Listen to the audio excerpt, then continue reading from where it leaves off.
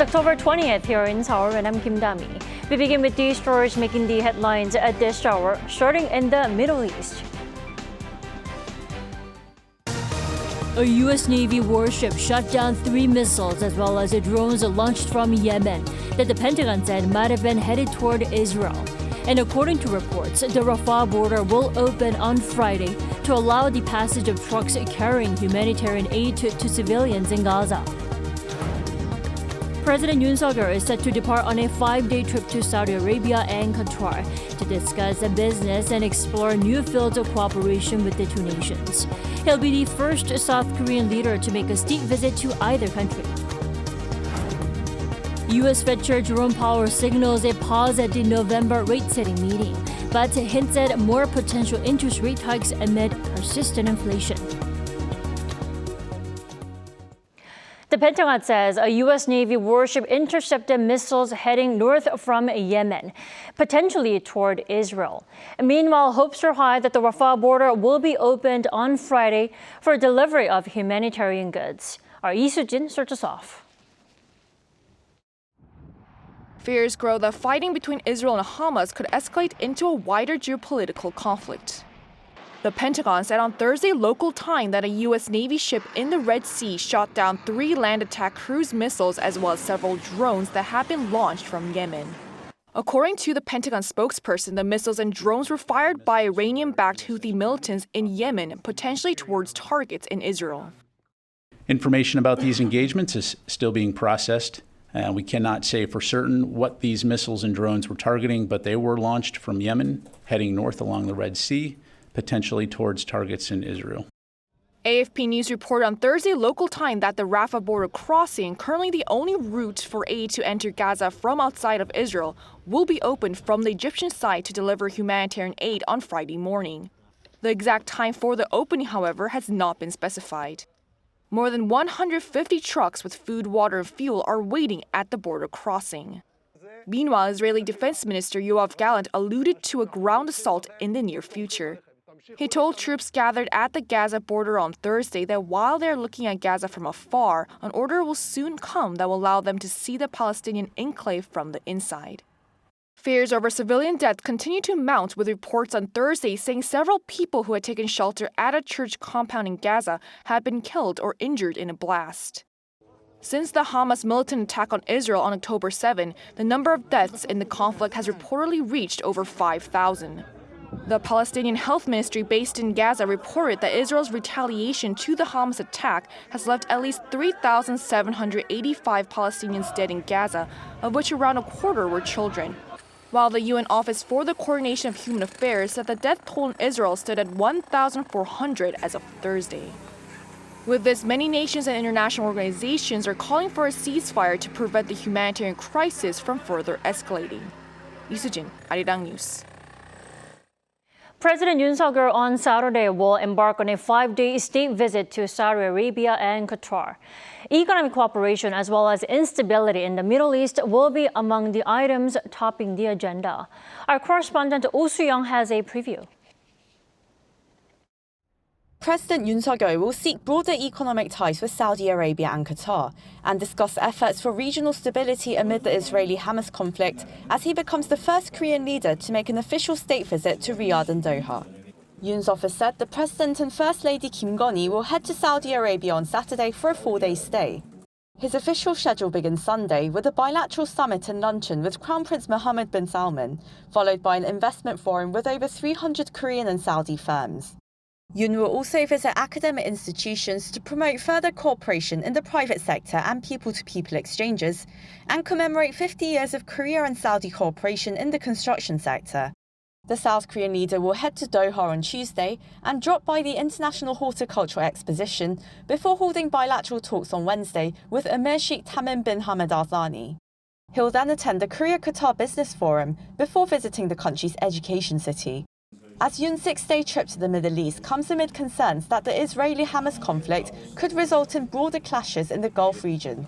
Yoon's Deputy National Security Advisor said regional security will be high on the agenda during Yoon's summits with the Saudi and Qatari leaders. Through this trip, we hope to strengthen practical cooperation with Saudi Arabia and Qatar, while also discussing ways to achieve peace in the Middle East and strengthen our own security. The trip is also meaningful in that, as a global pivotal state, South Korea will contribute to discussions on challenges facing the international community. Also amid concerns of North Korea cooperating with actors like Hamas, Iran and Russia, a senior UN official said the president could well raise the issue in this bilateral summit, as Ho seeks greater support in clamping down on Pyongyang's illegal weapons cooperation and evasion of global sanctions. More than anything, the key feature of Yoon's trip will be his economic diplomacy drive, expanding the scope of bilateral business relations from energy and construction to diverse new industries. 38% of our crude oil imports and 21% of our gas imports come from both those countries.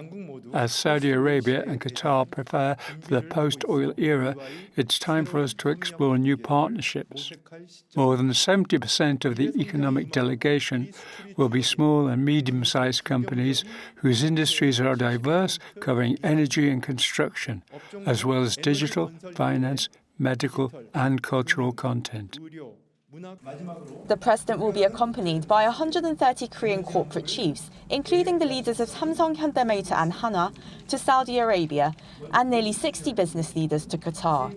This comes as South Korean construction and shipbuilding firms look to procure big contracts in constructing Saudi's Neom megacity and building LNG carriers for Qatar.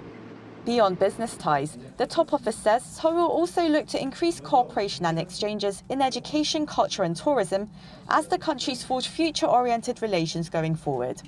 Bucheon Arirang News. Moscow's top diplomat is in Pyongyang to work on follow-up measures from the Kim Jong-un Vladimir Putin talks last month. Kim says his regime will build far-reaching ties with Russia. Lee Kyung-un reports. North Korean leader Kim Jong-un met with Russian Foreign Minister Sergei Lavrov in Pyongyang on Thursday in an effort to deepen bilateral ties amid U.S. accusations of arms deals between the two countries. According to the regime state media on Friday, Kim Jong-un used the talks to establish a long-term plan for the new era of stable and future-oriented relations. This comes roughly a month after Kim Jong-un traveled to Russia for a rare summit with President Vladimir Putin, with the two sides seemingly speeding up the implementation of follow-up measures to that meeting. Some details were mentioned during Lavrov's meeting with North Korea's Foreign Minister Choi Sun-hee on Wednesday. They include ramping up trade and economic cooperation, resuming political dialogue with full-scale contacts, and possibly laying out foundations for Putin's reciprocal visit to Pyongyang. Also on the agenda was shared concern over, quote, increasing military activity on the Korean peninsula by South Korea, the U.S. and Japan, as well as Washington's deployment of strategic assets in South Korea. And North Korea's support for Russia's war in Ukraine, which Moscow claims is an effort to repel Western aggression, was also discussed. This comes just days after the White House accused North Korea of shipping arms to Russia, citing American intelligence tracking 1,000 containers of what was described as military equipment and munitions. The U.S. State Department once again reaffirmed their stance, vowing all possible measures to hold Russia and North Korea accountable for the arms deal, which will be a violation of UN Security Council resolutions. Lee Kyung-un, Arirang News. An annual Pentagon report released Thursday says China may have more than 500 operational nuclear warheads as of May, but the figure could grow to over 1,000 by 2030. According to the 2023 report on the military and security developments involving the People's Republic of China, it predicts that China will continue to rapidly modernize, diversify, and expand its nuclear forces over the next decade. The report added that the growth of China's nuclear force is in line with President Xi Jinping's goal of a world-class military by 2049. In last year's report, the Pentagon said that China had about 400 nuclear warheads, and that number could rise to 1,500 by 2035. The report is submitted to Congress every year in line with the National Defense Authorization Act.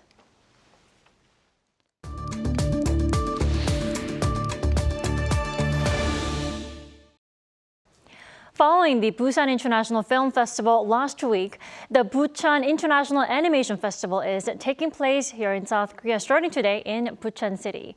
To fully enjoy the festival and also appreciate the charm of this genre, we are joined by Steve Go this morning. He's a professional animator. Good morning.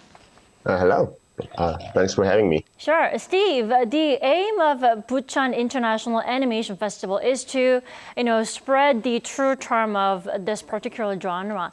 As an animator yourself with a vast amount of experience and expertise, what makes this particular field so outstanding or attractive? The fascinating thing about animation is that it doesn't have a limit to create your own world. I'll give you an example. When you look at the live action films, to capture the images you want, a cameraman should be in the location that fits into the story. The cameraman should travel to mountains or somewhere in the forest to shoot a certain location. Or green screen, when they use a green screen, that the VFX artist or CGI artist needs to fill in that, green part with the beautiful images, which costs a lot of money. That is not an option for a lot of productions. On the other hand, animation don't have the limit. As long as you can visualize and draw on the paper, you can tell any stories you want in every genre. And that is the most fascinating part for me. Sure, the creativity of animation is beyond imagination. Then how can we, truly appreciate the art of animation? I mean, does it require any specific approach or understanding? I would say, at the end of the day, any art form is just to present an experience for viewers. And as long as the viewers can enjoy with their heart, that is our ultimate goal. But maybe understanding what is behind the process of making animation may give viewers more respect towards the process. So animations is a sequence of movements, and for human eyes to perceive a smooth movement, it should have at least 24 images per second. So that means 24 images needs to be drawn. And that's about 1,400 drawings per minute. So it's a lot of work. When you think about the running time standard in a theater, it's about 90 minutes to 120 minutes. So when you see the sequence and moving pictures, and if it resonates to your heart, something that's the magical moment. So we can maybe appreciate it more about the work. Indeed. Now, what makes Korean animation then different or extraordinary compared to other countries? Because Korea is trying to take the leading role in animation, but where are we now in the world? Quite frankly honest, still we have a long way to go. But interesting thing that I found is that Korea is still one of the countries also producing the top talent in the world. And then they usually go to overseas and United States, and it's not really hard to find a Korean name on ending credits from all the big budget films, like $100 million. I'm just wishing that, maybe we can bring those talents back in this industry in Korea. But Bucheon Animation Festival really pushes that 2D content for creators to use. Because as I said, it doesn't really limit by the genres. So, people, I can see that they are more motivated to really use their creativities in this festival and perform. And PIAF position the important role for the Korean creators for sure. Yeah. Sure, Korean animation still has a lot of room to improve, but with a great potential, you're saying. Yeah. Now, the country is hoping to, cultivate the BF as a top animation film festival here in Asia. Now, to do that, what do you think the country's animation industry needs to work on top of, or to make the step forward? The most important thing is that the festival shouldn't end its impact at the festival. The impact should be continuing to somewhere for the creators to perform. The creators need more places to contribute their talents for working in this industry, in this country. So talented Korean artists have to go abroad sometimes for looking for works for better opportunities, and that's a loss for the country. Creative industry is one of the few highly lucrative industry compared to any type like a manufacturing and retailing business. It's a relatively low budget to start. So once the government sees this like lucrative path to financially support in the long run, and I really believe that, we have this talented pool to really like make something amazing, and hopefully that will lead to something positive future that industry in South Korea will grow. And I really hope to see that. Sure. Before I let you go, Steve, briefly, as an expert yourself, I'm sure you have a great taste in animation. What's your recommendation for now? Well, right now I'm looking for the new animation feature film from Ghibli Studio. Miyazaki, he's been announcing that this is his last film, but he's coming back again for the next idea. He's been always doing that. But no, there's a new feature to the animation film coming out, I believe this December, and I'm really looking forward to checking it. All right, Steve, thanks so much for joining us this morning. You have a great day. Thank you so much.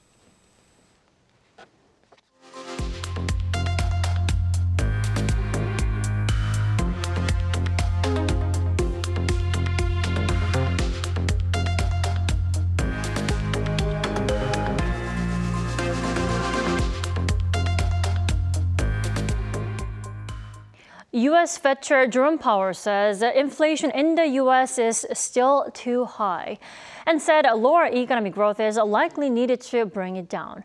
Powell also noted geopolitical tensions pose a threat to the global economy. Lee Seung-jae has more. Speaking at the Economic Club of New York on Thursday, U.S. Federal Reserve Chairman Jerome Powell said inflation in the U.S. is still too high, and in order to bring it down to the central bank's target of 2%, it will likely require a slower-growing economy and job market. Powell says although inflation has cooled significantly compared to a year ago, the economy is growing faster than the Fed had expected and could continue to keep inflation high. According to the U.S. Fed chair, in order to reach the target inflation of 2%, it will likely require a period of below-trend growth and some further softening in labor market conditions. Still, Powell refrained from commenting on the central bank pushing for higher interest rates to further ease inflation, instead saying that he and the policymakers will continue to analyze data to make their decisions. Given the uncertainties and risks, and given how far we've come, the committee is proceeding carefully. We will make decisions about the extent of additional policy firming and how long policy will remain restrictive based on the totality of the incoming data, the evolving outlook, and the balance of risks. Meanwhile, amid the prolonged war in Ukraine and ongoing armed conflict between Israel and Hamas, Powell says geopolitical tensions pose risks to global economic activity, adding that economic implications remain highly uncertain. Powell also called the attack on Israel and the prospect of more lives lost horrifying. Lee Seung-jae, Arirang News.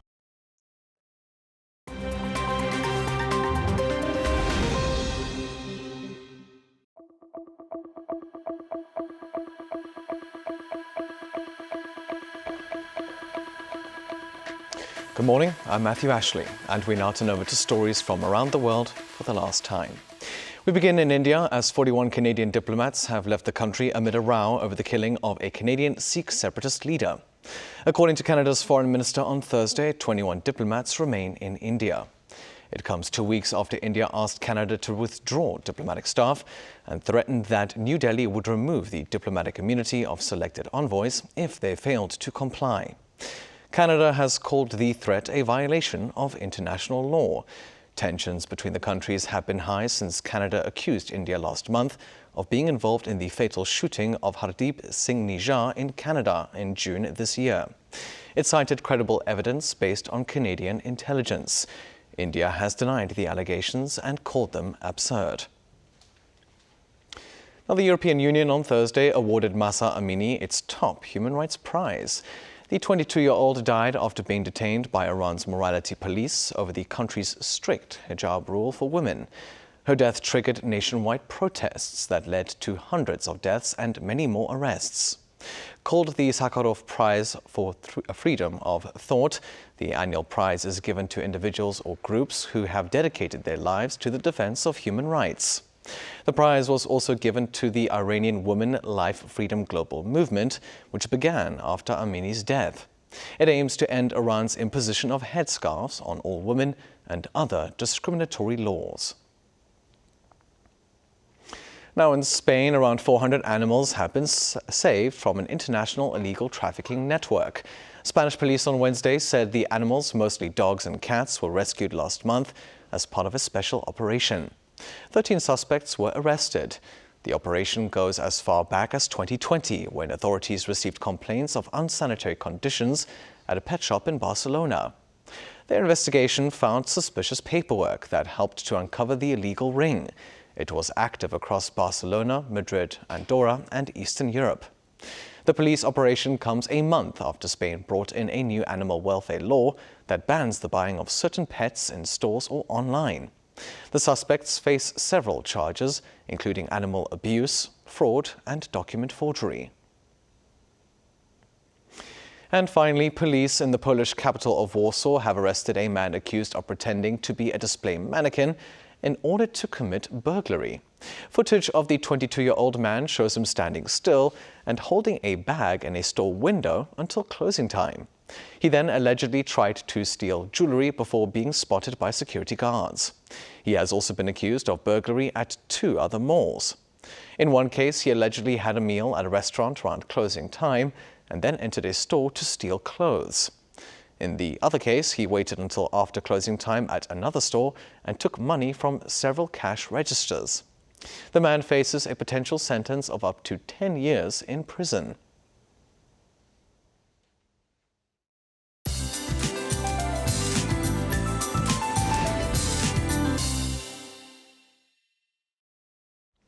Good morning.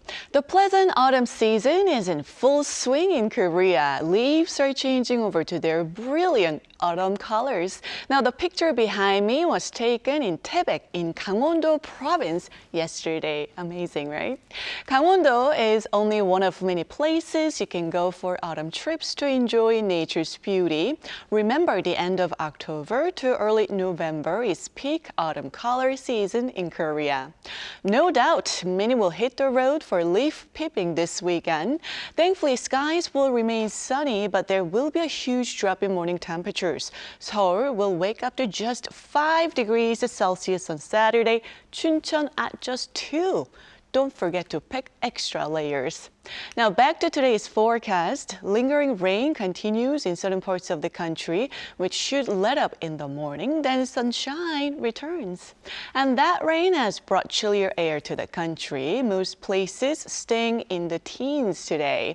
But a fine day for outdoor activities under bright skies with good air quality. Well, that's Korea for you. And here's a look at the international weather conditions.